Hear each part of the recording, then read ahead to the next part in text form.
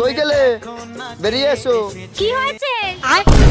এই যে তোমার জন্য সতীন এনেছি, বরণ করে ঘরে তোলো। আমি একটু হিসু করে আসছি।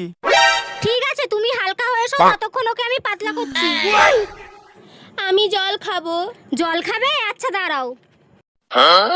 এই নাও জল খাও, জল খেয়ে আর বেহুশ হয়ে যাও। কেন বেহুশ হবো কেন?